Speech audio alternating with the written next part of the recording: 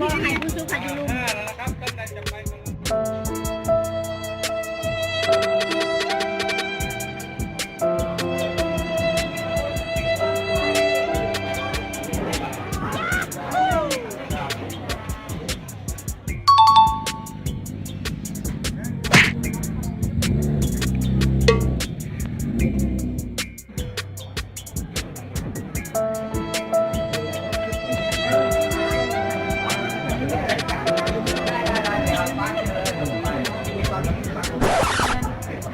ซื้อมาใส่เป็นแบบนี่เลยตั้งแต่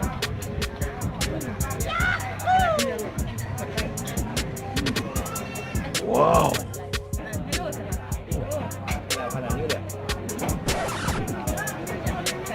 สั่งผักกุ้งโคโยตี้นะอันนี้ที่ผักกุ้งโคโยตี้มากินนะโคโยตี้นะนี่เวลากินแล้วต้องเขย่านะมันเข้ากันเข้ากันนะคะจะเปิดชิมดูดิ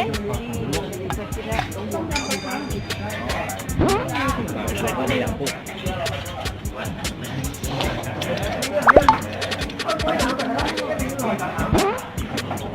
นี่นะ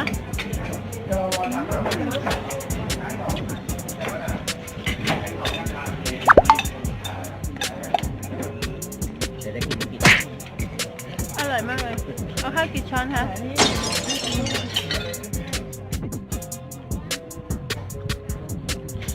อากาศ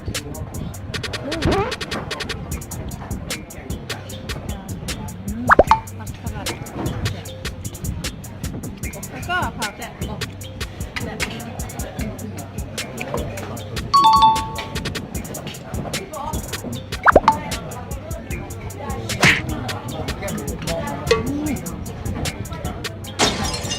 ขอวางไว้ตรงนี้หน่อยนะคะ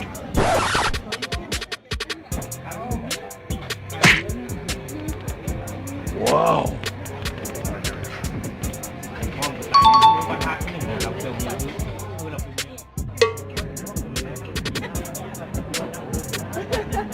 เฮ้ยไปซูมดูใกล้ไหม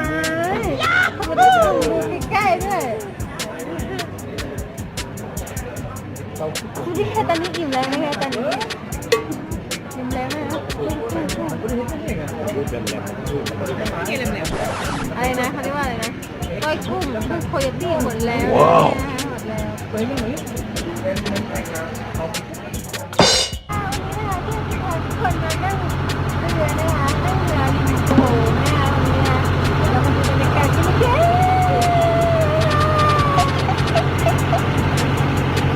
บรรยากาศเรามาตรงไหนกันแดดสองพัน